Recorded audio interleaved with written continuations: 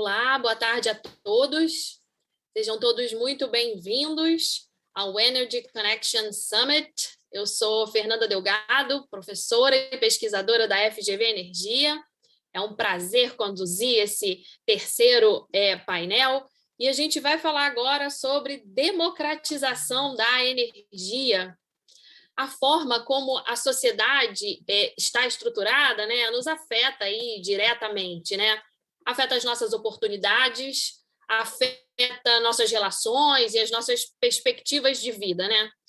Para provisionar água, transporte, saneamento básico, a gente confia nas políticas públicas, né, que nos provejam essas infraestruturas e esperamos que elas sejam universais. Dessa forma, energia, desenvolvimento e democracia se imbricam. A democracia energética é a expressão que melhor exprime a defesa do sentido democrático em si. Acenar a bandeira aí da democratização da energia é lutar pela universalização dessa energia e um acesso igualitário para todos, né? Além do direcionamento de uma matriz energética limpa, descentralizada e sempre voltada, alinhada à nossa sociobiodiversidade.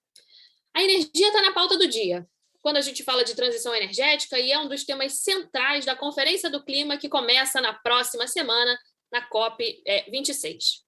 E para debater a democratização da energia no Energy Connection Summit, a gente trouxe aqui o Cláudio Ribeiro, da 2W Energia, o Weber Selvo, da Energisa, e a Mônica Tejo, do Instituto Nacional do Semiárido, que eu acabei de saber que é a primeira diretora mulher do Instituto, vinculado ao MCTI, o que me deixa muito orgulhosa e muito feliz, e no seu nome eu saúdo todas as mulheres. Qual vai ser a dinâmica do nosso webinar aqui? 10 minutos de apresentação para cada um dos painelistas e depois a gente abre para um debate. Sejam todos muito bem-vindos e eu passo a palavra, então, para o Cláudio Ribeiro, nosso primeiro painelista. Cláudio, você tem a palavra, seja muito bem-vindo e você tem 10 minutos. Muito obrigado, Fernanda, Eber, Mônica, Renata, pela iniciativa esse ano de Connection Summit. Acho que é uma grande valia para o nosso setor, a gente está tendo palestras da mais alta qualidade aqui. Bom, eu sou o Cláudio, sou o presidente da 2W Energia. Eu queria dividir aqui a minha apresentação. Deixa eu colocar aqui para vocês e eu prometo cumpri-la nos meus 9 minutos, Fernanda. Só um minutinho.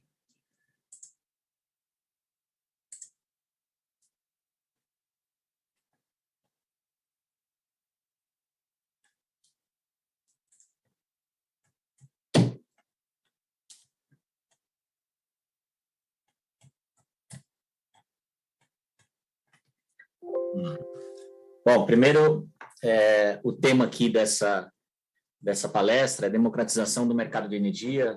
Só para contextualizá-lo, a 2W é uma companhia que nasceu como uma comercializadora no mercado livre de energia. Hoje a gente não é mais isso, a gente está acompanhando esse direcionamento que está acontecendo no setor elétrico aqui no Brasil e as evoluções que ocorrerão nos próximos anos. E o nosso posicionamento hoje já é de uma plataforma integrada. A gente está investindo em geração renovável, Fernanda, a gente está construindo um parque eólico de 138 megas no Rio Grande do Norte, e já estamos em gestação o segundo parque eólico de mais 260 megas no Ceará. Então, a gente passa aqui esse ano e o próximo ano em obra desses dois projetos que vão perfazer aí 400 megas. O inicial nosso é que a gente está tentando democratizar esses atributos dessa energia a um consumidor que até hoje não teve essa informação. O setor elétrico no Brasil tem 87 milhões de consumidores, apenas 9.500 estão no mercado livre. Então, a grande quantidade de clientes ainda não entende o que é o mercado livre de energia e as possibilidades que esse mercado oferece. Eu queria começar essa apresentação com um breve videozinho nosso, que eu vou dispor aqui. Somos mais de 213 milhões de brasileiros, que representa a pluralidade, a biodiversidade, a alegria e o futuro. Somos verdade, somos coragem de quem produz, transporta, transforma e consome, sempre buscando novas formas de fazer melhor. É por isso que a 2W Energia se reinventa a cada dia. Uma empresa brasileira com fome de transformação. Enquanto muitos ainda se perguntam qual caminho seguir, por aqui temos isso claro. Somos a segunda onda do mercado de energia, uma grande plataforma que conecta a geração renovável ao consumidor final. Com investimentos em usinas eólicas e solares, levamos energia limpa com economia para pequenas e médias empresas. Para isso, levantamos a bandeira: o Brasil precisa ser livre. E cada dia mais, os consumidores precisam ter opção de escolha, acesso à informação e a diferentes formas de consumir energia. Com muita história na bagagem, uma equipe preparada e engajada e com a maior rede de agentes autônomos do setor elétrico, estamos transformando a relação da sociedade com a energia, entregando mais do que só economia, sustentabilidade e tecnologia. Entregamos a esperança de um futuro mais justo e verde.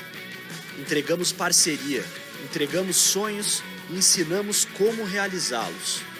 Entregamos valor a quem acredita em nós, investidores, colaboradores e parceiros. Entregamos a coragem para realizar o novo, juntos. 2W, reinventando a relação da sociedade com a energia. Somos mais de 203... Quando a gente fala aqui de democratizar o mercado de energia, a gente precisa falar desse consumidor, né? Esse consumidor do setor elétrico que ainda é tão carente de informação, e acho que a gente presta um papel bastante importante aqui debatendo com pessoas da mais alta qualidade, e o nosso papel aqui na 2W é tentar levar essa informação para um consumidor que ainda não sabe o que ele quer. Esse consumidor ele quer a liberalização do mercado, como já ocorreu em outros países desenvolvidos. O Brasil, nosso marco regulatório tem 25 para 26 anos, e só para dar um dado, Portugal tem o mesmo marco regulatório no mesmo ano da liberalização do mercado, e hoje 93% do setor elétrico em Portugal ele já é liberalizado, ele já tem 36 provedores de energia em Portugal. E assim na Inglaterra, assim na Austrália, Estados Unidos. E aqui no Brasil a gente ainda tem essa dificuldade para o consumidor de menor porte no Brasil. Mas ele sabe o que quer, como eu disse. 84% dos brasileiros acreditam que pagam muito caro pela energia. Essa é uma pesquisa Ibope. 80% trocariam de fornecedor de energia se pudessem. E 90% gostariam de gerar energia elétrica. Aqui eu coloco um adendo. O consumidor do setor elétrico ele já vem se liberalizando na margem da regulação atual. O crescimento absurdo de geração distribuída que a gente está vendo e o crescimento de microgeração, ele nada mais é do que uma tentativa desse consumidor em buscar alternativas e deixar de ser um consumidor cativo para ser um cliente do setor elétrico efetivamente.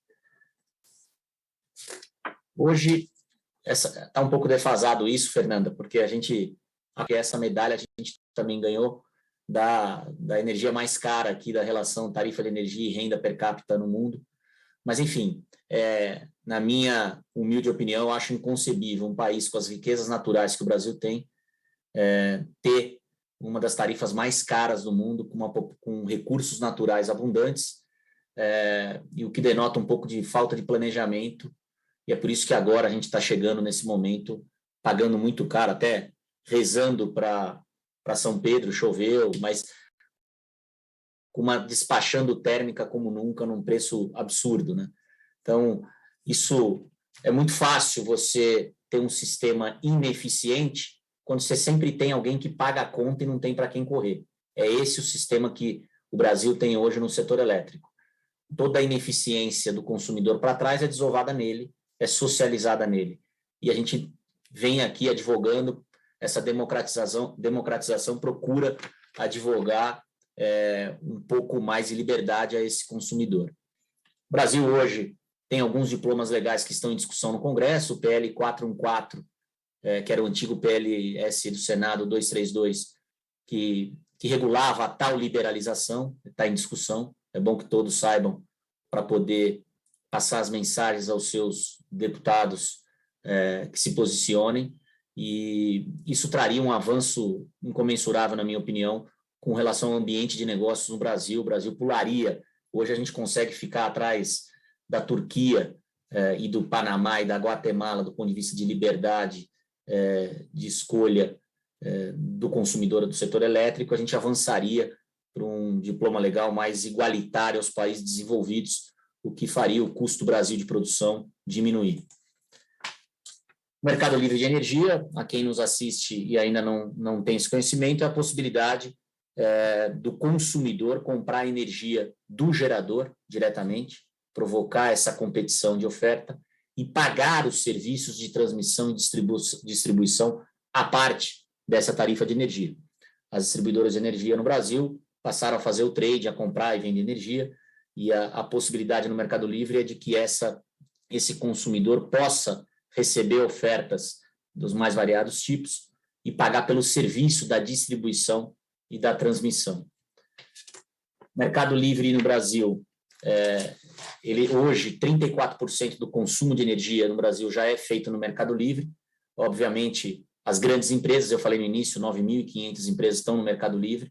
As pequenas e médias ainda não estão, esse benefício não é dado às mesmas, ou pelo menos elas não sabem. E o nosso papel aqui na 2W é tentar fazê-las saber. Existem atributos originários aqui desse ambiente, que é redução de custo, liberdade de escolha, aumentar a competitividade, sustentabilidade desses investimentos em geração renovável, que cria renda local. Nós, por exemplo, estamos fazendo nosso investimento no município de Currais Novos, no Rio Grande do Norte, é um dos mais baixos IDHs do Brasil, e o segundo é no município de Capuí, no Ceará, o segundo projeto. Além do que, os clientes que migram ao Mercado Livre têm a possibilidade de ter maior controle, medição e ciência de dados nesse consumo. Obviamente, aqui é chover um pouco no molhado, a liberdade reduz custo e aumenta a competitividade. Eu trago um exemplo aqui de alguns estados americanos que fizeram esse processo de liberalização na última década, em comparação com alguns outros estados americanos que não o fizeram ou retardaram. A diferença na redução do custo da tarifa foi de 31% nessa década. E só um adendo, eu não trago essa informação aqui, no Brasil, nessa mesma década, a tarifa média subiu 10% em termos reais, fora a inflação. Aqui eu trago alguns exemplos que eu fiquei muito feliz quando a Octopus Energy está aqui participando do Energy Connection, é um benchmarking para nós na 2W, que é uma companhia que consegue efetivamente oferecer oferta de valor ao consumidor do setor elétrico na Inglaterra. E eu acho que é isso que o consumidor brasileiro merece, diversidade de planos, de consumo, de fontes de energia a ser consumida. Eu outro dia estava vendo até um YouTube da British Gas, que era uma empresa estatal, e é impensável que uma empresa que há 20 anos era estatal consiga oferecer a quantidade de soluções e serviço a esse consumidor médio inglês, e que nós, aqui no Brasil, ainda não tenhamos essa possibilidade. Então, a 2W vem fazendo esse movimento, não só porque está investindo em energia renovável, mas porque também tem investimento em geração distribuída. A gente tem 2 plantas em Minas Gerais, a gente está tentando conversar com esse consumidor médio brasileiro. A gente tem 14 anos de história, mais de 2.000 clientes, a gente transaciona por volta de 1 giga médio por ano, aqui na nossa plataforma. A gente é uma clean tech, tem muita tecnologia embarcada e estamos com esses projetos de investimento em construção. Nós somos uma SA de capital aberto também, com governança, conselho de administração, registro CVM. Aqui a gente fala de alguns produtos nossos, né, a solução para as empresas de menor porte, onde a gente oferece um desconto garantido pelo prazo do contrato. A gente cuida da migração, gestão, telemetria em tempo real, tudo de maneira sem contato, se necessário. E acho que o nosso principal papel aqui é facilitar a vida desse consumidor que nem sabe o que é o Mercado Livre muitas vezes e que é possível migrar. Aqui eu trago só um pequeno exemplo de um consumidor do ponto de vista de benefício, né? O quanto ele tinha no mercado cativo, o quanto ele tem no Mercado Livre. E acho que aqui tem uma inovação nossa, que eu fico muito feliz, onde demanda uma hora da minha atenção, porque tem um papel de democratizar a informação também, Fernando. Aqui está desatualizado, a gente já está fechando o mês de outubro com 800 agentes autônomos, onde toda a minha equipe dedica aqui treinamento, a gente tem treinamentos, tem uma plataforma de EAD na universidade aqui 2W, onde a gente explica para esses retransmissores e originadores de negócio, que é o Mercado Livre, que é geração distribuída, possibilidades, benefícios, para que eles consigam levar essa informação com um atributo de confiança aos rincões do Brasil, né? A gente fala muito de tecnologia nos grandes centros, mas a gente ainda é um ser gregário, a gente precisa olhar no olho das relações de confiança. Eu acho que esse canal de originação que a 2W tem, ele é disruptivo nesse sentido, em que pese por trás disso tem toda uma plataforma tecnológica. A gente gera renda e emprego para essas pessoas, né? Então são 800 originadores que estão se capacitando através de treinamentos periódicos, estão gerando renda, e não é pouco, e estão fazendo disso um meio de trabalho e de vida. Inclusive, eu fico muito feliz porque ontem a gente fechou um acordo, Fernando, com o governo do estado de São Paulo, e a gente é um convênio onde a gente vai capacitar aproximadamente entre 50 e 100 PCDs, pessoas com portadores de deficiência, para ensiná-los a vender energia. Eu sou o primeiro vendedor de energia da 2W, ensiná-los como falar, o que falar para gerar renda. Pasmem, São Paulo, só na cidade de São Paulo nós temos mais de 500 mil pessoas, PCDs, sem renda, jogado nos quartos, nas salas das casas por aqui, e que não conseguem emprego porque não se locomovem ou porque tem algum outro tipo de deficiência. Eu fico muito feliz de dizer isso. A gente tem atendimento às pequenas e médias empresas, e eu falo empresas porque é o mercado livre, o baixa tensão ainda não é possível migrar, com a liberalização será, e a gente está presente nos 22 estados brasileiros, dos 27, e com modelos de negócio e negócios clientes em 34 distribuidoras. Aqui um perfil um pouco do que é esse cliente, vocês não devem ter ouvido falar. Eu brinco sempre que eu não quero vender energia para a Vale, mas eu quero vender energia para uma gráfica lá no interior de Goiás. É lá que a gente precisa chegar, é a gráfica que emprega a maior quantidade de pessoas nesse Brasil e gera renda. Não é a Vale, não é a Petrobras, são as pequenas e médias empresas, e é eles que precisam desse benefício. Aqui eu tenho mais um último videozinho para terminar essa minha apresentação. Acho que não estourei, se estourei foi por pouco, mas é rapidinho, para mostrar o testemunhal de um cliente que a gente fechou alguns meses atrás. Fez questão de gravar um testemunhal aqui para vocês entenderem um pouco o que é a dificuldade de um médio empresário no Brasil. Sei que vocês sabem, mas o quão de diferente faz oferecer a ele uma energia renovável a um custo mais competitivo. Vou por aqui.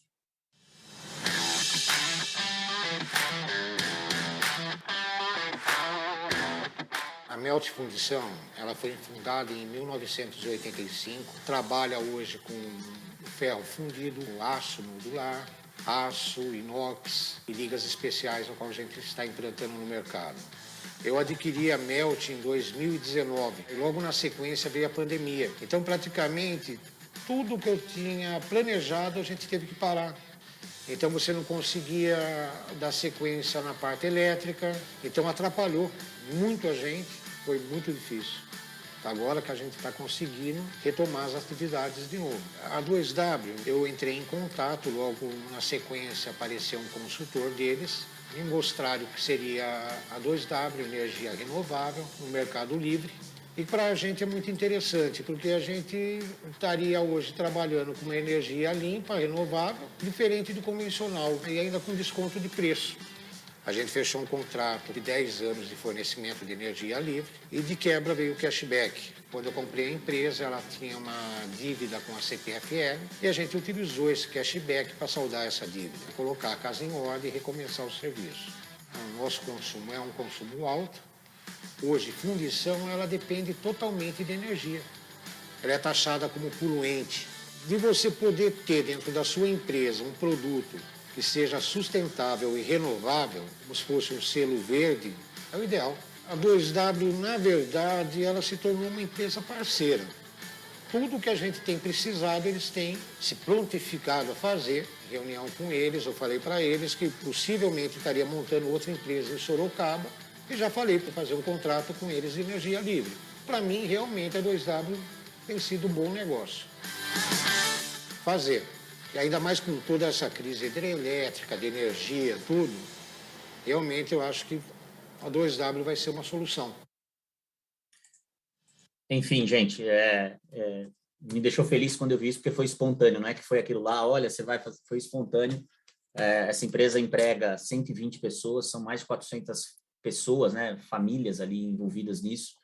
E, de alguma maneira, ela ia parar as atividades, provavelmente, e hoje está indo, retomando.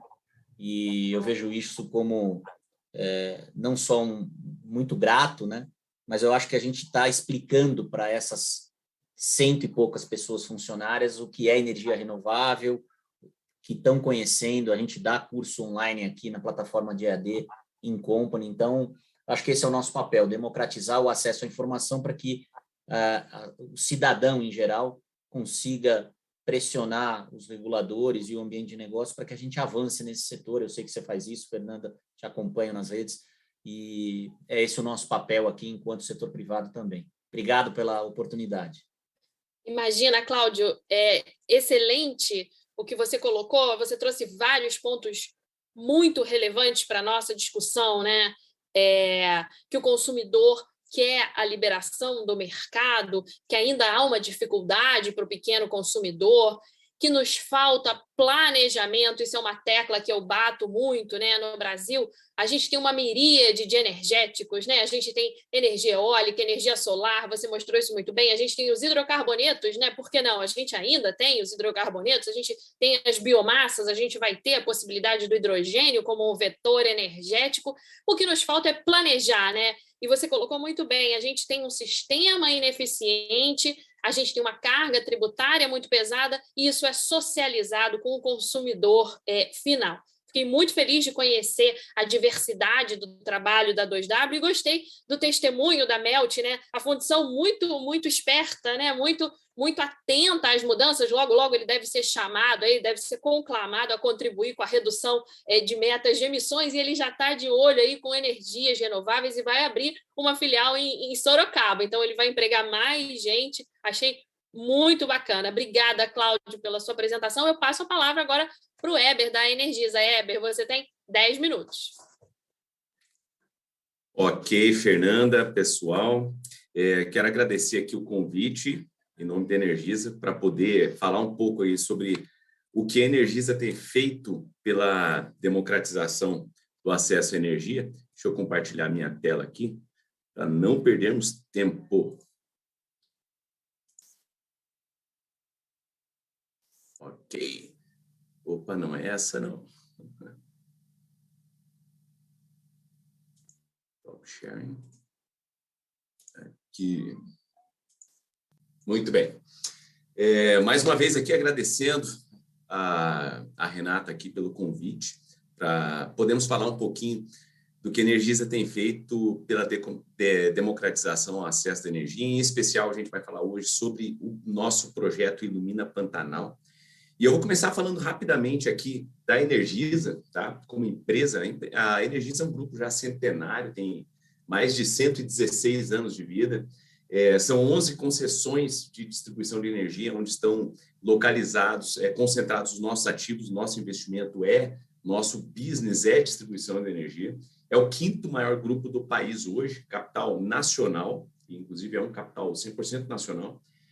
Temos 19 mil colaboradores próprios, atendemos quase 8 milhões de clientes, isso equivale a praticamente 20 milhões de pessoas, e estamos em 862 municípios.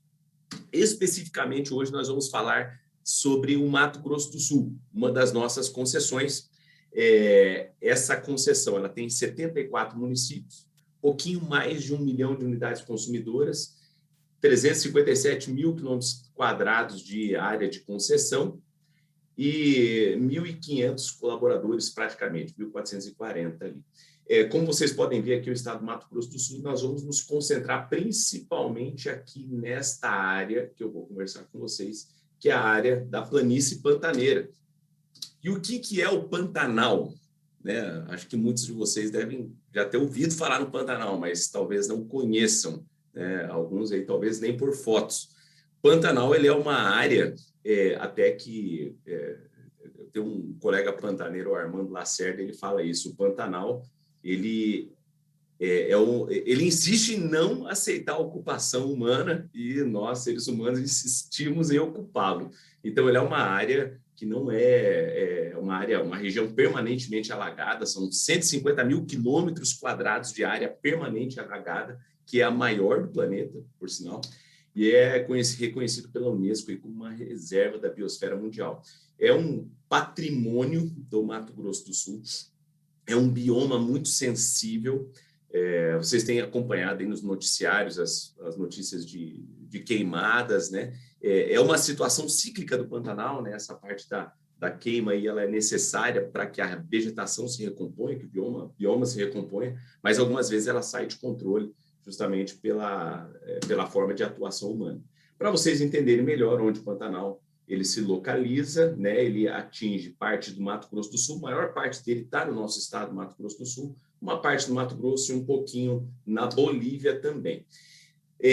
Para vocês terem uma ideia do desafio que é o Pantanal, isso aqui é um diagrama geoelétrico da rede de distribuição 138, 230 e 34,5 kV da Energisa Mato Grosso do Sul. Aqui estão as redes de transmissão e subtransmissão.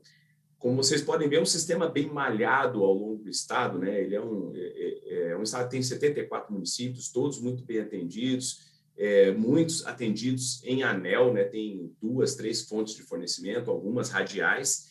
Só que tem essa região aqui, como vocês podem ver, que é uma região que ela é um vazio elétrico e um vazio demográfico também. O Pantanal, ele é uma área onde a densidade habitacional está em torno aí de 4 habitantes a cada 100 quilômetros quadrados, enquanto o Brasil tem 24 habitantes por quilômetro quadrado, o Pantanal ele tem cerca de 4 habitantes a cada 100 quilômetros quadrados. Então, a gente tem um vazio aqui. E tínhamos um projeto inicial lá, idos de 2005, que era eletrificar o Pantanal aqui, isso aqui é uma figura bem antiga, com redes convencionais de distribuição, o que nós percebemos ser inviável, tanto pelas barreiras financeiras, né, porque executar esse projeto hoje com 2 subestações de 150 quilômetros de linha de alta tensão custaria aí hoje cerca de 1,4 bilhão de reais, impactando a tarifa do Mato Grosso do Sul da concessão em cerca de 15%, e isso sem falar das restrições técnicas e ambientais, e uma operação de rede muito complicada por conta da interface com os animais. Muito bem, mas quando a Energisa ela assumiu a concessão da Energisa Mato Grosso do Sul, ela se comprometeu com a ANEEL de desenhar um projeto para fazer o atendimento ao Pantanal. E nós partimos ali em idos de 2016 com um levantamento. Antes de fazer um projeto, vamos levantar e vamos entender exatamente qual que é a demografia do Pantanal, qual que é a geografia, como que fazer todo esse levantamento ambiental, social e econômico para entender a realidade do Pantanal. Com o auxílio de imagens satelitais, conseguimos localizar prováveis unidades consumidoras e depois nós fomos a campo em 2017 para verificar cada uma dessas unidades consumidoras, se elas realmente estariam lá, né, essas potenciais unidades consumidoras. Também foi feito um levantamento das restrições ambientais aqui. Quanto mais escuro a área no mapa aqui, maior a restrição ambiental, ou seja, o que corrobora com a nossa ideia de que passar redes de distribuição e transmissão dentro do Pantanal não é possível, né? Tem um impacto muito elevado no bioma. E nós levantamos, nessa época, 2.090 famílias, 2.090 necessidades de consumo de energia, cerca de 3.438 pessoas, 18% dessa população é composta por analfabetos e 50% com ensino fundamental incompleto. E como fonte principal de energia, essas comunidades tinham pequenos geradores a combustível fóssil, né, seja gasolina, principalmente, e diesel, e também pequenos sistemas fotovoltaicos, em sua maioria já danificados, que eles eram oriundos de alguns projetos descontinuados, né? Tem vários, o Pantanal já teve vários projetos, principalmente de ONGs, projetos pontuais, só que normalmente é um projeto onde a empresa leva o equipamento e deixa ele por conta do usuário, e o usuário não tem conhecimento, cultura para fazer a operação e manutenção daquele equipamento, o equipamento acaba se perdendo. E a questão do gerador também, ela é um problema, além de ser um óbvio problema ambiental, né, por conta do impacto do combustível, né, do transporte do combustível dentro do Pantanal também, e da queima do combustível fóssil, o custo, né, para você fazer um pequeno gerador de 2 kVA, operar 4 horas por dia, 20 dias por mês, não uns 30, você vai gastar aí cerca de 600 a 700 reais por mês. É inviável para a situação econômica das famílias daquela região. Isso aqui é um pouco do que a gente encontra, esse é o tipo de habitação dos ribeirinhos no Pantanal. Claro, também temos a situação das fazendas, que é melhor, mas a população que vai se beneficiar mais que habita nesse tipo de residência ou nas barrancas também dos rios, com esse tipo de habitação aqui. Nosso desafio era qual que era a tecnologia mais adequada para eletrificar esse ambiente, respeitando as condições financeiras, econômicas e ambientais. E na segunda fase do projeto, a gente começou uma testagem, né, das tecnologias mais modernas de geração e de armazenamento de energia. Implantamos 23 sistemas pilotos, né, com um desafio da população, que é extremamente esparsa, a distância entre as unidades consumidoras. Fizemos um estudo da logística já nessa etapa, né, como que a gente vai fazer a implantação, dadas essas distâncias enormes, né? Isso tudo foi feito em parceria com o Lactec. E uma outra dificuldade era o seguinte: a gente vai ter um recurso para operação e manutenção desses equipamentos. O nosso projeto é um projeto continuado, a gente entrega o equipamento, mas dá operação e manutenção nele ao longo da vida útil desse equipamento. Então, como que eu vou adequar esses meus custos de operação e manutenção numa área com distâncias tão grandes ao recurso que eu tenho do Ministério de Minas e Energia para contrapor esse OPEX? E definir a tecnologia de armazenamento mais eficaz, técnica e economicamente para o Pantanal. Resumindo aqui, a gente estudou diversas tecnologias, eu estou só comparando aqui a tecnologia de armazenamento do lítio com a do chumbo ácido, e nós percebemos que o lítio, ele, ao longo da vida útil dele, o que a gente chama de LCOE, que é o Levelized Cost of Energy, é o tanto que aquela bateria fornece, o custo daquela bateria de fornecer energia ao longo da vida útil dela. O lítio, hoje, ele é metade ou chega a ser, em regime agressivo, 1/4 do preço em quilowatt-hora do chumbo ácido, que é a tecnologia convencional. Isso fora o tamanho, ele é 6 vezes menor, né? Uma solução muito mais compacta e muito mais leve, o que facilita a nossa logística também ali no Pantanal. Por exemplo, a nossa solução tem um volume de 48 litros contra 300 litros, que seria o mesmo banco em chumbo ácido. Joia, e agora nós partimos para a implantação e o desafio da logística, né? Tanto muitas vezes em lombos de animais, em tratores, em aeronaves, em lanchas leves, em chalanas e utilizando também barcaças aí para transporte dos equipamentos. Essa é a fase 3 agora. Na fase 3 aqui vocês estão vendo já a nossa solução implantada. Aqui está sem a tampa de proteção para poder ter uma ideia dentro, né? São 2 unidades de uma bateria de íon lítio, ferro fosfato, o inversor de frequência, o controlador de carga e as células fotovoltaicas, os painéis fotovoltaicos. Como que está sendo essa fase da implantação, né? Nós temos previsto um CAPEX total de 134 milhões. Um projeto desse, ele não para em pé se não for com recurso federal. Então, nós temos 76 milhões aqui de recurso federal, oriundo da CDE, da Conta de Desenvolvimento Energético, e mais 57 milhões de recurso próprio mesmo, da empresa, da Energisa, do nosso acionista. Cerca de 233 pessoas, é o Exército aqui envolvido nessa instalação.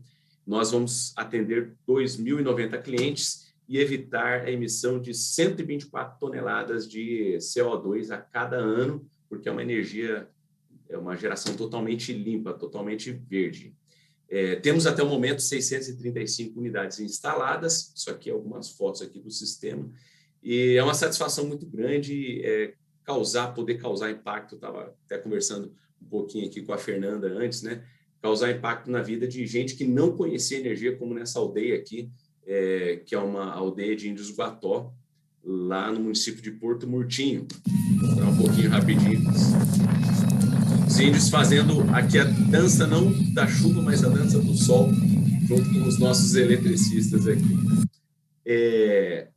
Para finalizar, porque meu tempo está acabando, a gente está falando de democratização, não tem forma melhor para falar de democratização do que mostrar o efeito prático da democratização do acesso à energia na vida das pessoas que não tinham capacidade ou possibilidade nenhuma de ter esse acesso anteriormente. Uma história para vocês. A energia, para mim, é uma fonte de vida, né? Eu creio assim. Kézia, traz um copo de água gelada aqui para ele. Meu nome é Georgilene Zemília, né? Nós estamos aqui na colônia São Domingos, na região do Paiaguás. Falar a verdade, aqui é uma região que é para guerreiro. É um atoleiro só. Nós estamos praticamente no meio da planície do Pantanal mesmo, aqui. Aqui onde a gente vive é um caso meio complicado, porque as pessoas não têm a energia elétrica. Nós ficávamos criando uma iluminação, que era uma lamparina feita de lata, com sebo de vaca, né? E dentro dessa lamparina era diesel. Então, sobrevive sim, mas com uma certa dificuldade. Mas passou a ser muito mais complicado para minha família depois que eu tive a Esther. Eu não esperava que ela ia nascer de 7 meses, fiz o pré-natal. E na gestação eu descobri que ela não tinha um dos olhos, né? Que seria o direito, o globo ocular. Aí nós fomos no médico, levamos a Esther. E aí foi a grande notícia que nós não esperávamos, que ela teria que tomar um medicamento que teria que ser armazenado na geladeira. E aí eu fiquei desesperada, eu tive que comprar gelo seco, trazer esse medicamento no isopor, procurar os vizinhos que tinham luz motorizada para poder colocar ali. E de vez em quando eu perdia esse medicamento. Então ela ficava totalmente sem enxergar e com muita secreção no olho dela. Aí então apareceu a Energisa e estava fazendo um estudo aqui nessa área. Eles estudaram esse meio e nos explicou. Porque eu não tinha noção de que uma luz poderia chegar até a nós sem ser por essas postes, fios, né? E depois, o dia que eu achei incrível foi o dia que eles chegaram. Eu até hoje lembro. Ele disse assim, Dona Emília, aqui é um sítio que se chama Maravilha. E vocês estão no meio da maravilha. Porque vocês foram contemplados com as placas fotovoltaicas. Então, essa hora, eu não tinha noção do que eu tinha ganhado. Mas que foi feliz foi porque eu sabia que era energia. Ninguém é tão bobo de não saber que luz melhora a vida, né? Falei, aí está a solução para a Estherzinha, para o remédio da Esther. Isso daí que foi o melhor. Né? Demorou um pouco, chegou. Chegou a estrutura metálica, chegou as placas, chegou o povão. E aquilo só foi alegria para nós, né? Foi um presente de Deus. Porque a gente, como mãe, a gente se emociona, até me emociona, até hoje. Então aí eu ensino as crianças à noite, eu coloco eles aqui nessa varanda, ligo a luz, já posso dar uma qualidade melhor de vida para eles.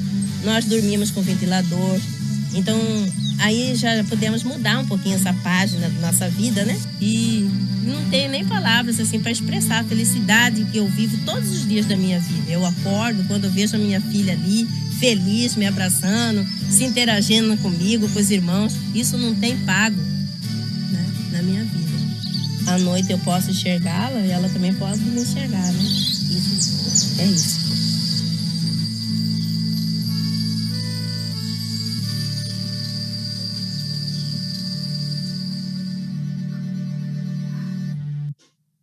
Essa história sempre me emociona muito, porque o sentimento de realização de propósito aqui é muito grande, vendo tantas donas Georgilene no Pantanal, como a história dela, e que a gente tem conseguido causar impacto nessas vidas através da energia, porque energia é muito mais do que energia elétrica, ele está levando conforto, segurança e oportunidade para essas pessoas.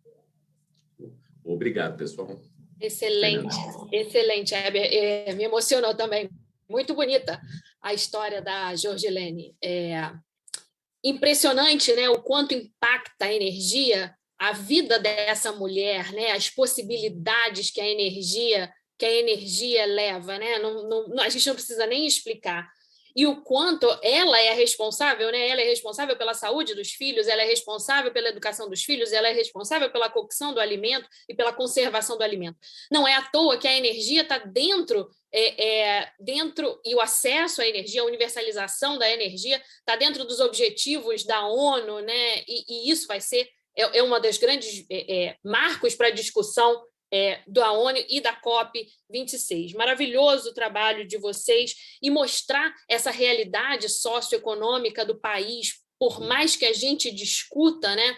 Quando você fala de levar esse acesso, você inclui e você leva possibilidades reais para esse interior do país e desenvolve uma pauta feminina, né? Traz essa mulher para dentro do mercado de trabalho, insere essa mulher, que é uma pauta muito cara para mim, como eu falei na abertura. E por isso eu convido a Mônica, do Instituto Nacional do Semiárido, para fazer o uso da palavra. Mônica, a palavra está com você. Seja muito bem-vinda. Muito obrigada. Obrigada, Renata, principalmente pelo convite, pela nossa parceria diante de vários projetos relacionados à energia. Obrigada, Fernanda, mais uma vez, é uma satisfação imensa estar com você no painel, também falando sobre energia. E eu me chamo Mônica Tejo, estou como diretora do Instituto Nacional do Semiárido. Nós somos uma unidade de pesquisa do Ministério da Ciência, Tecnologia e Inovações e estamos localizados na cidade de Campina Grande, Paraíba. E eu não podia deixar passar um painel sobre democratização da energia, universalização da energia, e não falar de um bioma, que é a Caatinga, e de uma região semiárida que está dentro do nosso país, onde a gente tem o semiárido mais populoso do mundo, né? E com uma biodiversidade tremenda e rica, que pode aí ser explorado e que tem uma tendência imensa para o desenvolvimento do nosso país e para a geração de emprego e renda.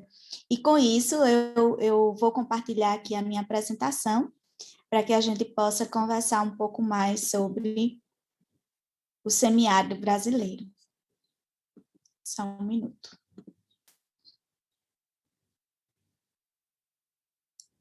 Não. Vocês estão vendo a tela? Sim? Bom, então, potenciais energéticos no semiárido brasileiro, como eu falei, dentro da temática de democratização da energia, a gente precisa pensar na população que está inserida. Não? Agora foi, desculpa te atrapalhar, perdão. Passou a tela? Passou sim. Obrigada, Fernanda. Então, não podíamos deixar de fora de falar sobre a nossa região semiárida brasileira, que abrange 12% do nosso território, tem um espaço aí de aproximadamente 1 milhão de quilômetros quadrados, englobando 1.262 municípios dos 9 estados do Nordeste, mais Minas Gerais, onde pega também municípios do norte de Minas, do qual eu estou hoje no norte de Minas, né?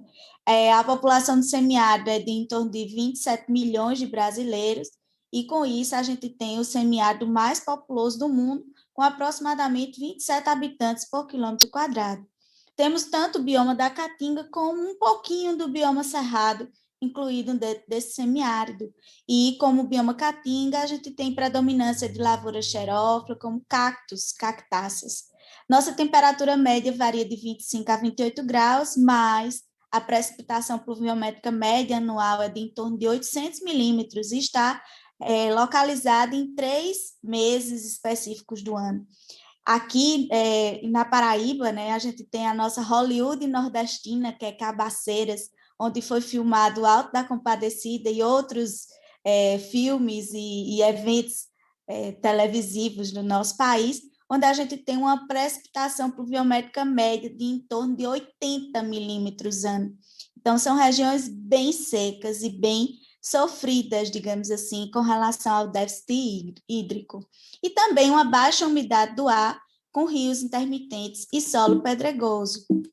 São características de semiárido bem interessantes da gente fazer.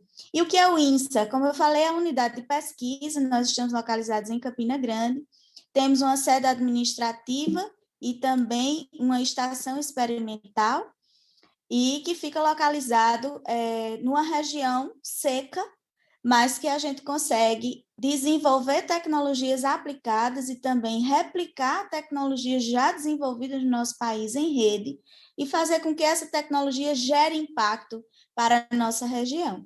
O INSA tem como missão institucional ser agente de transformação, promovendo a inovação social e tecnológica para o semiárido brasileiro, com visão de futuro ser reconhecida até 2030 pela excelência em CITI, por meio de ações com o ecossistema, para a construção de um semiárido sustentável, e para que isso aconteça, para que a gente consiga atingir nossa visão de futuro, trabalhamos com 5 verticais de impacto, que permeiam aí a sustentabilidade, impacto social, ciência, tecnologia e inovação, políticas públicas e também a construção do conhecimento para o semiárido brasileiro.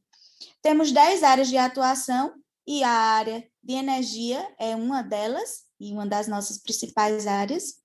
E quando se fala em energia, a gente tem como foco principal a questão da energia solar, que está aí envolvida não só as placas fotovoltaicas como geração direta de energia, mas também a utilização da energia solar para secar alimentos e ter um outro tipo de ação produtiva e de impacto para a sociedade que convive no semiárido. Também a gente tem ações relacionadas ao biocombustível, energia eólica, biogás, hidrogênio verde e a aplicação da internet das coisas, ou IoT, em energias. Como a Fernanda muito bem falou, o tema energias limpas e acessível está dentro de uma das ODS, né, dos Objetivos de Desenvolvimento Sustentável da ONU, que é a ODS 7, e que lá diz que é para garantir o acesso à energia barata, confiável, sustentável e renovável para todos. E está aí alinhado diretamente ao nosso tema de debate de hoje. E com isso, a gente tem várias oportunidades e eventos que estão acontecendo no Nordeste, como, por exemplo, no Ceará, estamos tendo aí a maior usina de hidrogênio verde do mundo, será construída no Ceará com investimento de 1,4 bilhões de dólares, onde temos aí o Nordeste, a região semiárida brasileira, no cenário internacional para a geração de energia limpa e sendo notícia dentro dos nossos meios de comunicação. Na Bahia, tivemos publicação relacionada ao seu alto potencial de geração de energia renovável, não somente relacionada à energia solar, mas também com relação à energia eólica, onde se tem 196 parques eólicos em operação e 29 parques fotovoltaicos em operação lá no estado. E ainda falando do Ceará, o Ceará ela mantém uma negociação para a construção de 16 usinas de hidrogênio verde. Então, já foram implantadas e estão aí em negociação 9 protocolos assinados e ainda até o final de outubro mais 2 empresas serão instaladas e em negociação estão mais 4. Então, tendo aí o Ceará como um palco, inclusive com negociação direta, agora abrindo vagas pelo Senai para que se tenha mão de obra qualificada para atuar nessas usinas de geração de hidrogênio verde. Também é pauta a região Nordeste, como batendo recorde na geração de energia solar e eólica, complexo solar em Tabuleiro do Norte, também Ceará, que é capaz de alimentar quase 1 milhão de residências. Também na Paraíba, que se destaca na produção de energia renovável, principalmente eólica e solar, mas não se limitando a elas. O Nordeste registra 10 recordes de energia renovável em julho desse ano. Foram 4 recordes de geração eólica média e 4 de geração instantânea pico, além de 2 recordes em solar fotovoltaico, mostrando a potencialidade dessa região no nosso país, que precisa de mais investimento e de um olhar especial para que a gente possa cada vez mais transformar e trazer sustentabilidade e desenvolvimento para a região. E o ministro diz que o Nordeste terá investimento de 26 bilhões para expansão energética, né? Foi a fala do ministro de Minas e Energia recentemente, mostrando a potencialidade da região. Recentemente tivemos a inauguração da usina fotovoltaica de Coremas, na Paraíba, que é uma instalação da Rio Alto, onde todos os players relacionados à energia estavam presentes na inauguração, uma das maiores usinas fotovoltaicas do Brasil. E também, o ano passado, realizamos, junto com a Energici, um seminário sobre potenciais energéticos do semiárido. Contamos com a presença do diretor-presidente da ANEEL, o André Peptoni, também com o superintendente da SUDENE, doutor Evaldo Cruz, e vários outros atores interessantes de energia, para falar sobre esses potenciais energéticos do semiárido, mostrando que é possível trazer investimento e que recentemente tivemos investimento relacionado ao setor. E só para mostrar um paralelo, a utilização da energia solar não só com placas fotovoltaicas para geração de energia direta, mas também como promotor direto para cadeias produtivas alimentícias, para que a gente, diante do cenário de segurança alimentar, onde existe um aumento do número de pessoas com fome, né, no nosso país principalmente, a gente tem aí a possibilidade de diversificação produtiva, utilizando a energia solar para secagem dos alimentos. Também utilizando a energia eólica, não só nos parques eólicos com grandes torres, mas com tecnologias sociais aplicadas, como o catavento, com o uso relacionado à palma irrigada, que aí vai servir lá para a alimentação do rebanho que se tem dentro do semiárido brasileiro. Então, geralmente, temos poços com água salobra, com uma salinidade mais elevada, mas que a palma se adapta totalmente a esse tipo de salinidade, e aí utilizar a energia eólica para bombear essa água e fazer irrigação com gotejamento numa palma seria também, ou é uma realidade. Temos vários campos implantados utilizando energia eólica e também energia fotovoltaica. Também é realidade nossa a questão do biogás, mas não relacionado tão somente a usinas de biogás, como se vê no Sudeste, Sul, Centro-Oeste do nosso país, mas a utilização desse biogás nas casas dos produtores ou em agroindústria, substituindo o fogo, né, o botijão de gás convencional, que a cada dia que passa acaba aumentando muito o seu valor e diminuindo o lucro líquido para aquela cadeia produtiva. E aí a gente consegue, com a tecnologia social, com a aplicação de energia renovável, utilização de biomassa, que vem não só dos animais, mas também de cultivos de plantas como palma, sisal, sorgo, que tenha uma quantidade de açúcares elevadas e possa ser biomassa para a formação de biogás, sendo utilizada e incentivada também como tecnologia aplicada.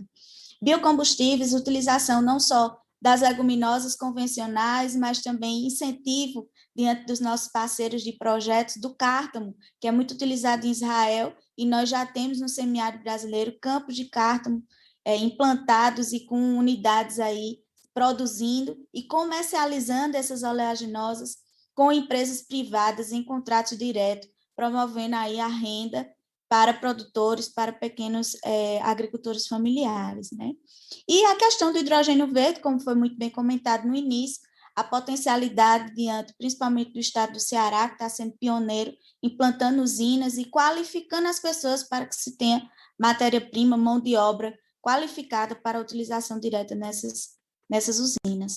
E a utilização da inteligência artificial e IoT dentro ou relacionado com a energia renovável é sempre uma tendência, e como Ministério da Ciência, Tecnologia e Inovação, a gente não pode deixar de lado a aplicação de tecnologia dentro desses campos e fazendo com que se tenha um radar do que está acontecendo dentro das nossas lavouras, dentro do nosso semiárido como um todo.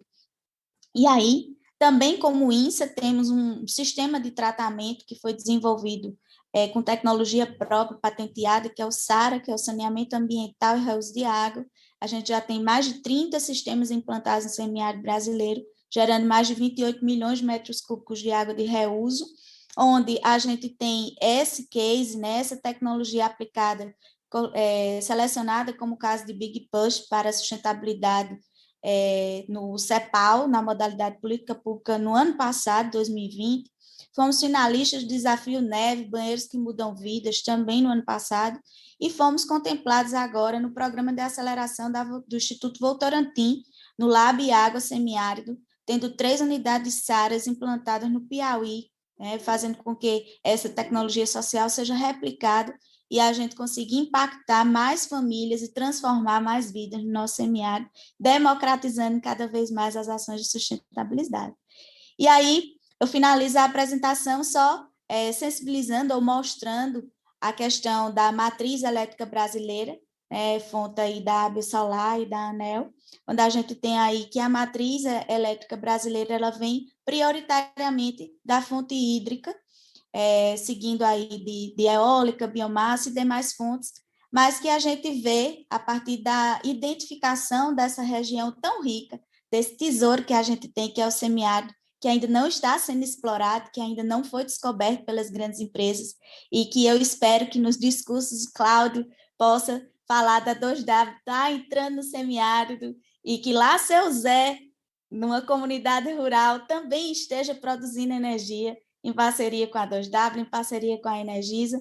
Em Campina Grande, Paraíba, a Energisa que é a nossa agente, né? Mas temos aí conversa e articulação com várias outras unidades. Temos a questão de estruturação agora recente do Hub de Inovação para o desenvolvimento do setor elétrico na região do semiárido, e esse Hub de Inovação ele está sendo realizado em parceria com a Chesf, a partir também da parceria com a ANEEL, e a gente pretende movimentar e atrair olhares e trazer vocês para dentro da nossa região e fazer com que as nossas pesquisas elas não fiquem mais trancadas dentro das instituições de ciência e tecnologia, mas que a gente consiga transbordar esse conhecimento para que gere um impacto real e não mais de papel fictício, como a gente vem vendo acontecer. Então, com isso, eu agradeço imensamente pela oportunidade e a frase que eu deixo é que o semiárido brasileiro é o tesouro a ser descoberto. E é isso, muito obrigada. Obrigada a você, Mônica. Que excelente apresentação e tão detalhada. Eu acho que a gente fica muito feliz, né, de ver todas essas possibilidades do semiárido e complementa muito o que o Cláudio trouxe, o que o Eber trouxe, né, e complementa essas possibilidades reais. Eu acho que o que a gente pode trazer aqui, né, se a gente pode resumir todos os 3 painéis, seria um grande demonstrativo de possibilidades reais que a gente tem quando fala de democratização de energia, né? Parabéns aos 3 painelistas, eu acho que foi tudo muito, muito enriquecedor, e eu quero fazer algumas perguntas, né? Para vocês, eu vou começar pelo Cláudio, eu vou começar pela ordem, mas depois eu vou bagunçar um pouco a ordem, e queria que vocês também interagissem, né? Quem quiser complementar a resposta de um ou de outro, a gente tem aí uma meia hora para fazer um debate. Cláudio, eu queria que você, que apresentou a 2W, né, que você trouxe esses investimentos, que você trouxe energia limpa, né, de pequenas e médias empresas, que você trouxe essa possibilidade do pequeno consumidor de se inserir nessa escolha, né? Acho que uma palavra que te representa bem seria a questão da escolha. O que é, de fato, então, a democratização da energia? Fernanda, eu até coloquial essa pergunta, porque antes da nossa palestra aqui, eu estava conversando com a nossa head de ESG, a Ana Flávia, e a gente está para lançar uma plataforma de informação, educação, né? E eu estava dizendo a ela que a gente tem que ter uma atuação no âmbito local, mas eu acho que a educação, a informação, ela vem por trás da democratização. Isso em qualquer setor, né? Quando a gente fala, por exemplo, de educação financeira, se nós tivéssemos educação financeira nas escolas, provavelmente a gente teria adultos que reivindicariam um menor monopólio do sistema financeiro, menos desconcentração e, portanto, mais acesso, mais poupança. O Brasil poupa pouco, né? E teriam condições de pressionar o governo para decisões mais acertadas. Isso dito, eu acho que a informação, a educação, do ponto de vista de cidadania, quando a gente está falando de energia, a gente está falando de cidadania, assim como o saneamento e outras formas que o cidadão, seja logística, saneamento, energia, o cidadão, ele tem o direito, ele não sabe, muitas vezes o cidadão médio brasileiro não sabe desse direito, mas é um direito constitucional, ele deveria ter o direito de entender como isso é feito, né? Do que isso fosse explicado nas escolas. Eu não tenho a menor dúvida, Fernando, que se o setor elétrico como um todo tivesse sido graduado, explicado nas escolas, as pessoas tivessem acesso a mais informação, a gente já teria avançado há 10 anos atrás no setor, a gente teria as escolhas que nós estamos agora tendo que fazer na marra sobre as renováveis, sobre uma transição energética. Eu não tenho a menor sombra de dúvida que essas escolhas já teriam sido antecipadas. Porque quando a gente fala de educação, e isso aconteceu em outros setores de informação, setor de telecom, o consumidor, a dona de casa é a melhor ministra da economia que tem. As escolhas são racionais. Infelizmente, como mostrou o Eber na apresentação dele, a gente é um país ainda com desigualdades gritantes, né, nesses rincões do Brasil. Então, eu acho que a principal forma de democratizar o mercado de energia é levar informação. Então, todos nós que somos a Mônica, você, a Energisa, o Eber, eu, 2W, nós temos a obrigação, antes de vender energia, antes de vender, a gente precisa informar, a gente precisa ser um disseminador de conteúdo, de informação, com uma linguagem muito customizada. Não adianta a gente falar para nós mesmos, né? Eu falo sempre que o setor elétrico é um clube, a gente fala entre nós. E fica aramaico falando com aramaico. A gente precisa sair disso e explicar para esse consumidor médio. Eu brinco aqui que eu falo que se eu consigo explicar no churrasco de domingo para aquela minha tia mais velha o que eu faço, como é o setor elétrico, eu estou atingindo a minha função, que não é presidir a 2W. Minha função é democratizar o acesso à informação. Ela vai ser uma cidadã que vai reivindicar melhor e vai empurrar esse regulatório nosso para a gente se ajustar nas melhores escolhas. Excelente. Esse é um dos papéis que eu tenho aqui na FGV Energia, né? Como a Think Tank, um dos meus papéis é justamente esse, né? É como dialogar com a sociedade, né? Como traduzir esses problemas, como explicar esses problemas e trazer o cidadão para o debate, né? Como você comunica isso com a sociedade? A gente comunica muito mal, né? De uma forma geral. Governo, as grandes empresas, a gente comunica muito mal e o cidadão reivindica errado ou não reivindica, né? Excelente, Cláudio, obrigada. Eber, você mostrou que essa democratização, né? Ela pode incrementar o desenvolvimento humano, né? É isso mesmo? Afinal, é isso que a gente está falando? Qual o seu ponto de vista sobre isso? Legal, Fernanda. Muito obrigado pela pergunta. Sim, né, o Case Pantanal ele tem mostrado diversas formas de impacto no conforto e no desenvolvimento humano das famílias. A gente viu a história da dona Georgilene, né, onde ela conseguiu obter um conforto melhor, uma situação melhor de vida. E você tem citado aí o mote muito do empoderamento feminino, e é interessante que durante o desenho do projeto Pantanal, a gente estudou outros projetos ao redor do mundo, né?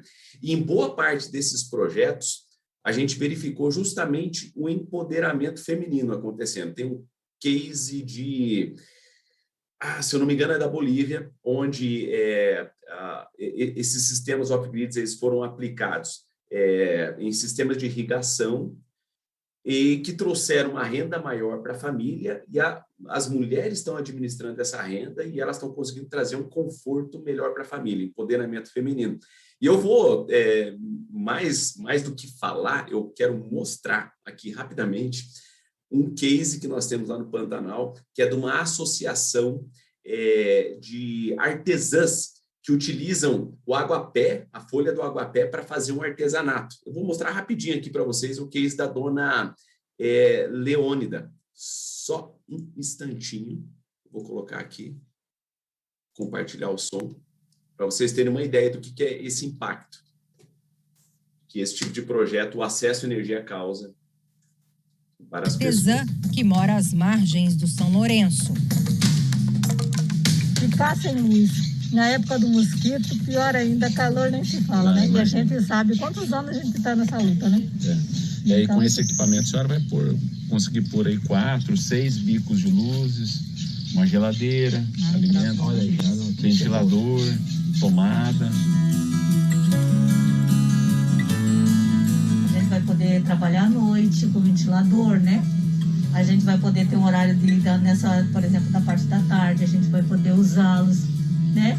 Então, isso aí vai melhorar muito, quase 100% das coisas que a gente faz, né?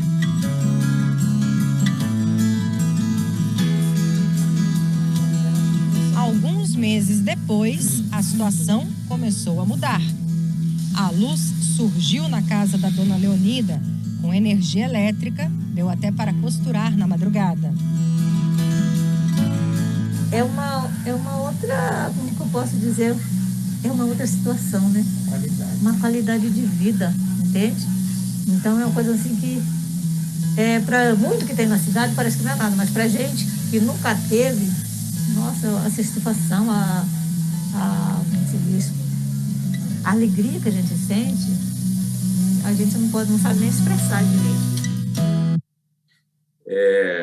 Trouxe esse caso porque ele é mais um caso de impacto também e a possibilidade agora de uma família de incrementar a sua renda, né, por conta do acesso à energia elétrica. Excelente. Então, isso é fantástico. Acho que o acesso à energia elétrica é fundamental na questão do desenvolvimento humano.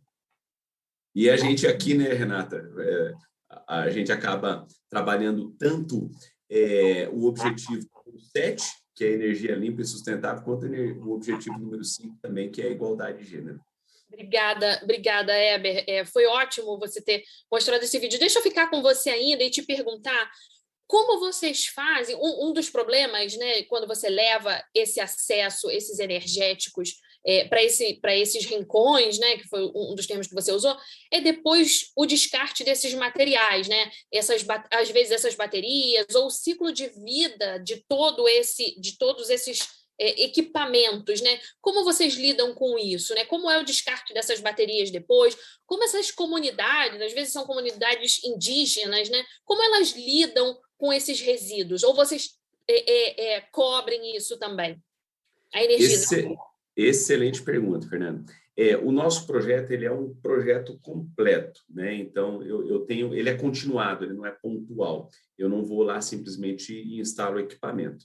Como esse cliente ele passa a ser um cliente da nossa base de clientes, essas pessoas, né? Elas não têm o acesso de graça à energia. O equipamento é gratuito. A gente vai lá e instala o equipamento sem custo nenhum. Mas essa pessoa passa a pagar uma fatura de energia igual você paga na cidade, igual você paga na fazenda. Inclusive, a tarifa é a mesma, não é maior nem menor. Por isso, eu tenho a obrigação de dar a operação e a manutenção naquele equipamento, e, inclusive, fazer a logística reversa, que é o que você me perguntou. Um cuidado nosso na instalação é justamente de não gerar resíduos, né? De coletar todos esses resíduos. É um acordo nosso com o governo do estado também, com o Instituto de Meio Ambiente aqui do governo do estado, para não deixar qualquer tipo de resíduo ali no Pantanal. E a questão da bateria de lítio, que é a parte mais sensível do projeto, hoje nós estamos trabalhando com a possibilidade do Second Life, né? A bateria de lítio, daqui 6 anos, a vida útil dela é de 6 a 8 anos. Estamos nos preparando para, em 6 anos, reaproveitar essa bateria em outros projetos para fazer um Second Life dela. E aí, posteriormente, ela deve retornar para a indústria, né, para fazer o reaproveitamento aí da química do lítio. Bacana, excelente resposta. Obrigada, Heber. Mônica, deixa eu te perguntar, né? Como isso que a gente está discutindo, né, da democratização da energia, como isso dialoga com o desenvolvimento sustentável, por exemplo? Como essa democratização dialoga com a transição energética, que é a grande discussão que a gente está passando agora? Na sua opinião, como a gente correlaciona esses diálogos? Mônica, por favor. Obrigada, Fernanda. Excelente pergunta, né? Quando a gente fala de semiárido, nossa temática sempre está pautada em cima do desenvolvimento sustentável. E é interessante que quando a gente fala de desenvolvimento sustentável, a gente quer dizer que é desenvolver sem esgotar os nossos recursos naturais, né? E com isso a gente diminuir o aquecimento global ou ter mais cuidado quando se utiliza esses recursos naturais e desenvolver tecnologias para que isso seja amenizado. Então, quando a gente fala de desenvolvimento sustentável, a pauta de energias renováveis está totalmente linkada com o tema.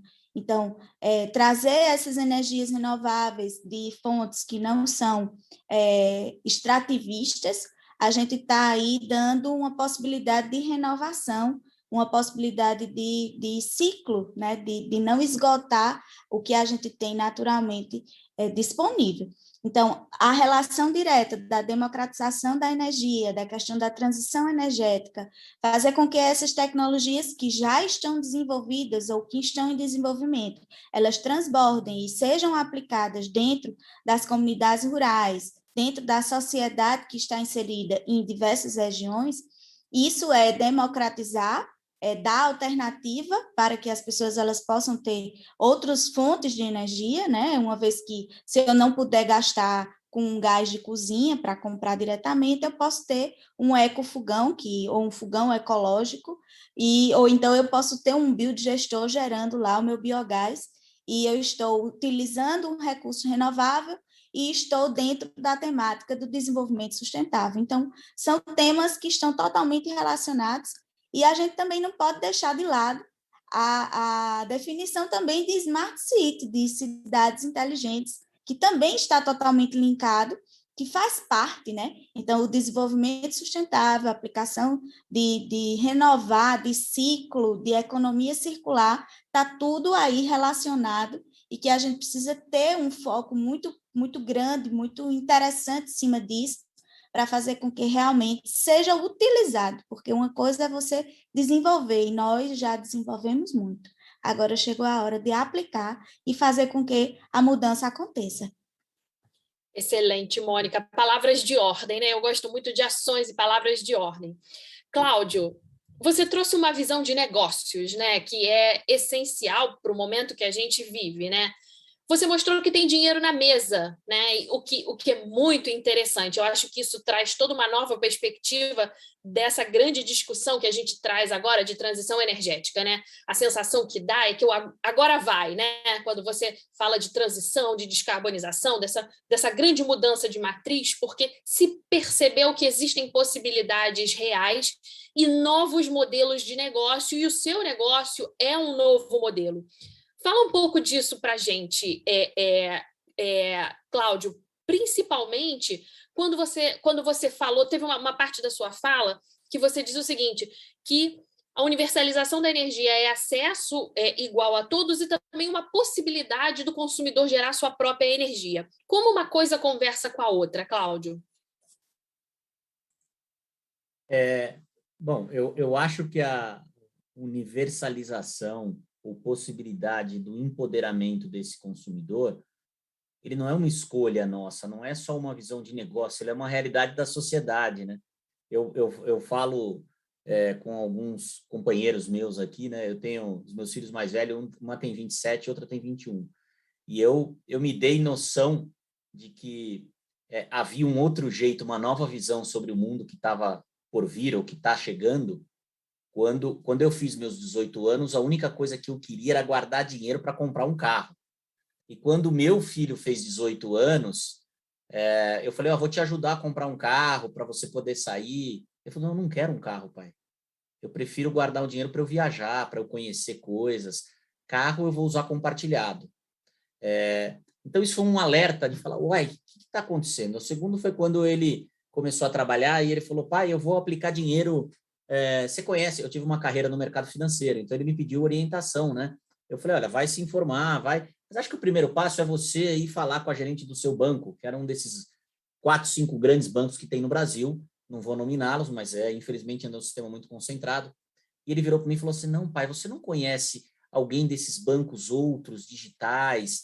Eu não quero ficar num 0800, eu quero falar uma outra linguagem. Você não conhece ninguém para me indicar? Foi a segunda coisa que me...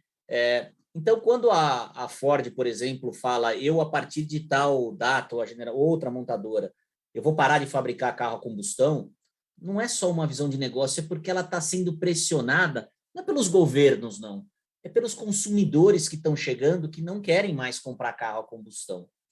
Então, dito isso, essa questão, eu não tenho ainda uma leitura, Fernanda, eu até acredito num mercado liberalizado, onde você, na sua casa aí no Rio de Janeiro, vai poder comprar a energia de quem você quiser, com as melhores ofertas que lhe oferecerem. Então, vai ter gente te oferecendo, olha, você tem 1 ano de Netflix grátis, e você, por exemplo, vai poder falar, olha, eu até aceito pagar mais caro, mas eu quero uma energia que provenha desta fonte e não daquela. Eu acredito nisso, onde o consumidor tem essa liberdade. E você vai ter consumidores que vão optar por colocar, gerar sua própria energia ou parte do dia, usar a tecnologia que já é disponível em outros lugares, de armazenamento, como o Weber falou. Infelizmente, no Brasil, isso é muito regulado, ainda não está disponível. Eu acredito nisso, mas eu não acredito em Brasília, eu não acredito nos órgãos reguladores, eu acredito no consumidor. Esse vai empurrar, e essas mudanças elas ficam germinando assim, parecendo brasa, né?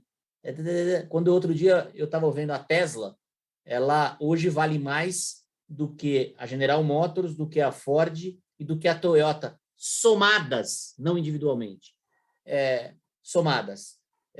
Existem alguns bancos digitais aqui que valem mais do que bancos que vão fazer esse ano 97 anos. Vale mais o dobro do que o Banco do Brasil, que tem 212 anos, e tem banco que tem 13 anos, não vou dizer, mas que vale mais. Então, o que é isso? É uma mudança de comportamento. É uma mudança de que o consumidor opta por A e não por B. Opta por definir o seu estilo de vida, de comunicação, de cidadão na sociedade. Eu acho que isso vai refletir muito no nosso setor. E quem não se adaptar a isso, quem não souber que o consumidor quer ter placa solar, ou quer comprar energia do Mercado Livre, ou que ele é uma oferta de valor, que tem consumidor que vai aceitar até pagar mais para ter tal fonte ou não, que tem consumidor para todo tipo de oferta. Quem não souber ler isso, vai ficar para trás. Excelente, excelente, Cláudia. Realmente, essa é uma transição baseada na escolha do consumidor, né? Não é uma transição baseada em eficiência ou baseada em um recurso energético mais barato, né? Ele é baseado na escolha do consumidor. Obrigada, Cláudio. Agora, eu tenho uma pergunta para os três, né? Queria que vocês refletissem sobre o que vocês esperam que seja discutido, né, na COP26, que começa na próxima semana, né? Os objetivos, a COP tem 4 grandes objetivos, né? Que é garantir as emissões líquidas zero até meados do século, adaptar e promover e proteger as comunidades e habitats naturais, mobilizar recursos financeiros e trabalharmos todos juntos para entregar, né? Então, são 4 grandes objetivos da COP26.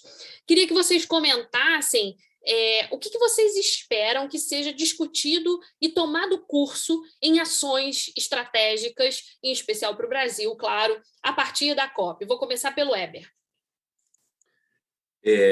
Fernanda, até legal você fazer essa pergunta. O projeto Ilumina Pantanal está participando da COP26 também, lá em Glasgow. Estamos torcendo aqui por novembro aí pela qualificação do projeto, está concorrendo lá.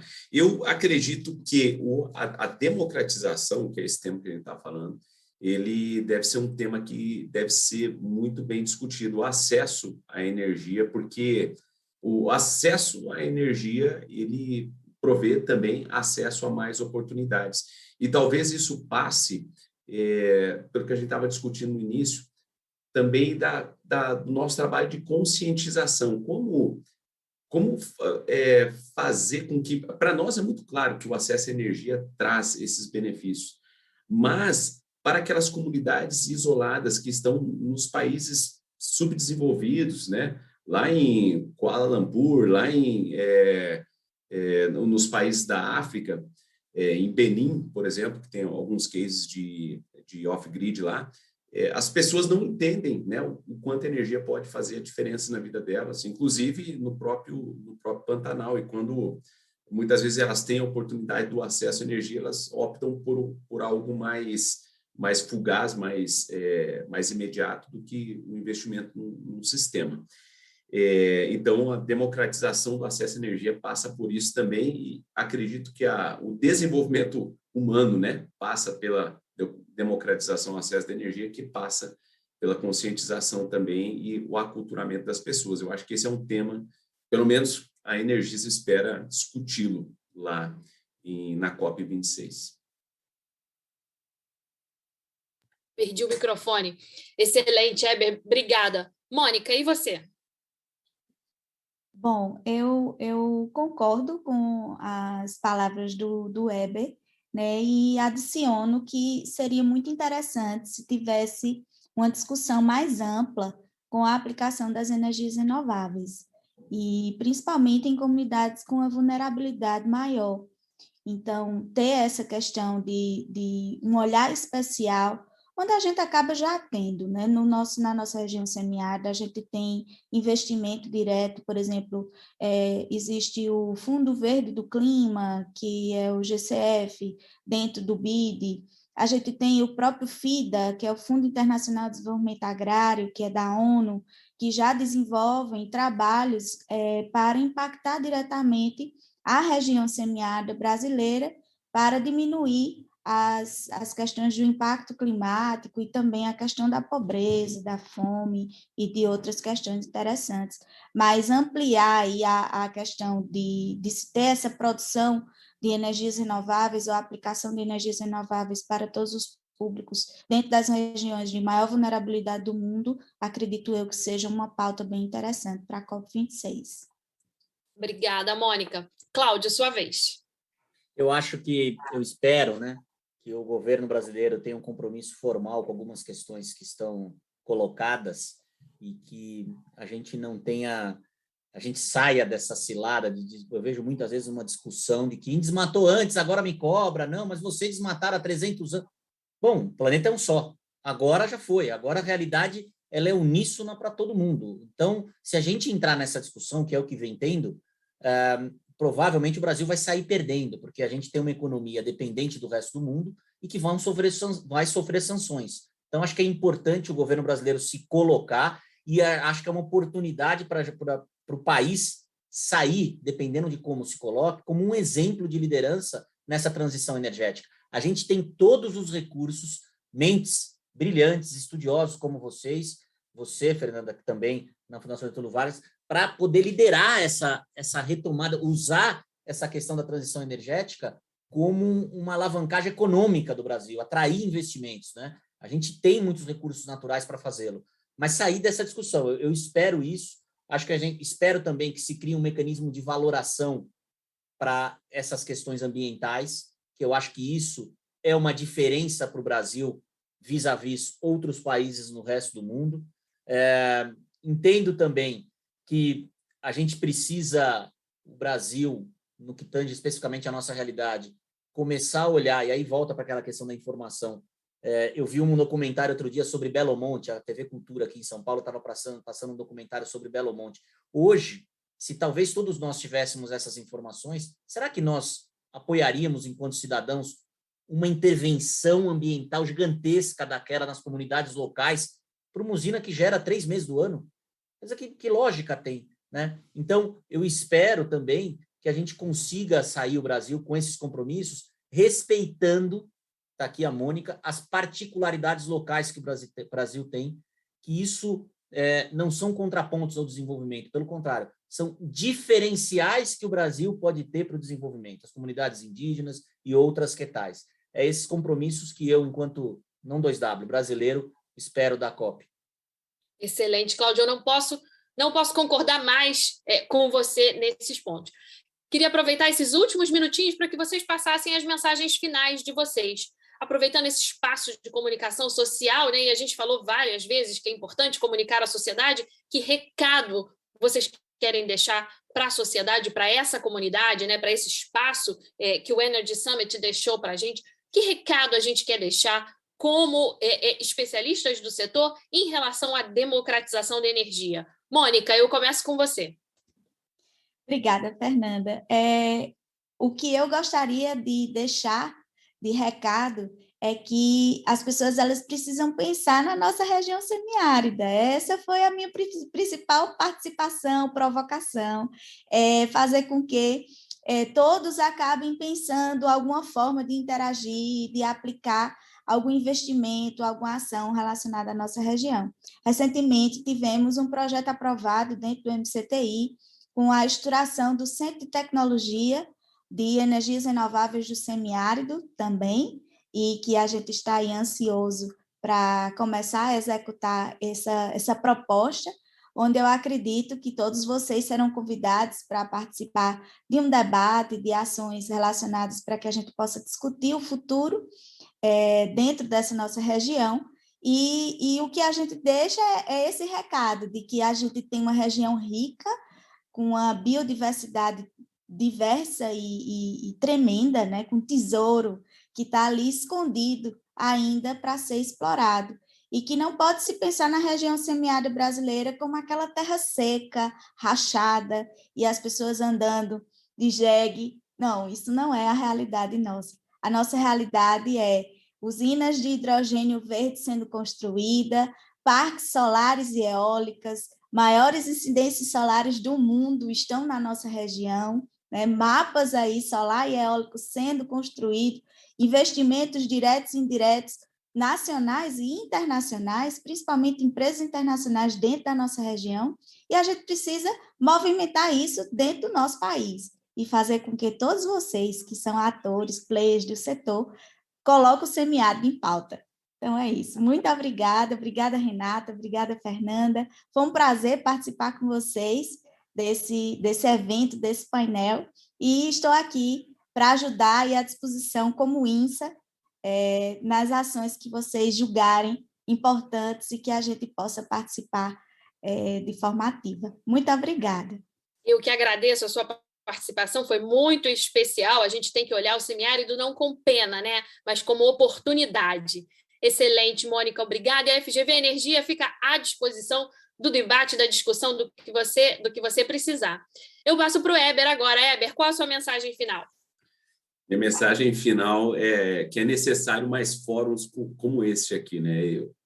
Eu alongaria isso aqui por pelo menos mais uma hora aí, pelas perguntas que eu tinha para fazer para a Mônica e para o Cláudio ainda também, porque a democratização do acesso à energia, né? A gente pensa sempre na democratização como uma coisa numa camada um pouco mais elevada, mas nós temos as camadas como a do semiárido, né? Como das tribos isoladas, das comunidades sem acesso à energia, que ainda não têm acesso à energia e, portanto, acesso ao desenvolvimento. E isso precisa ser discutido.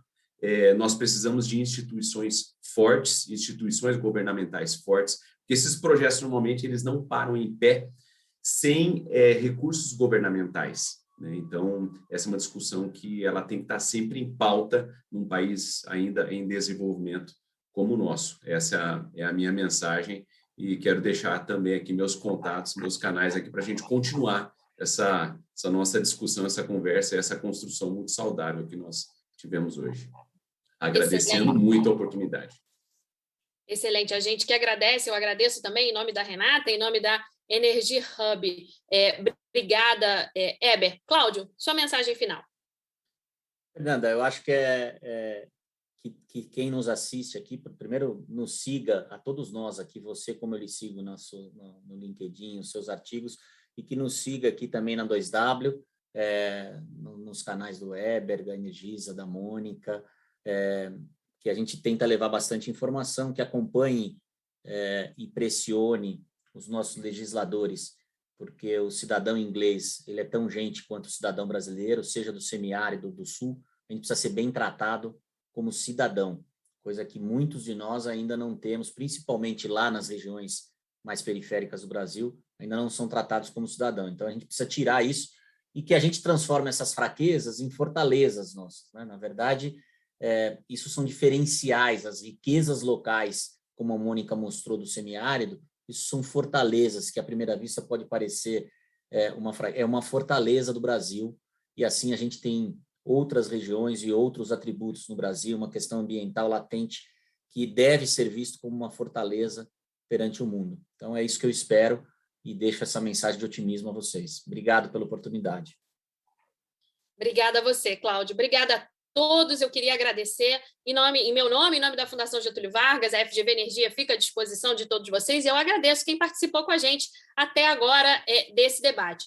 Mônica, Cláudio, Eber, muito obrigada pela participação de vocês e eu vejo vocês no próximo painel. Obrigada, gente. Tchau, tchau.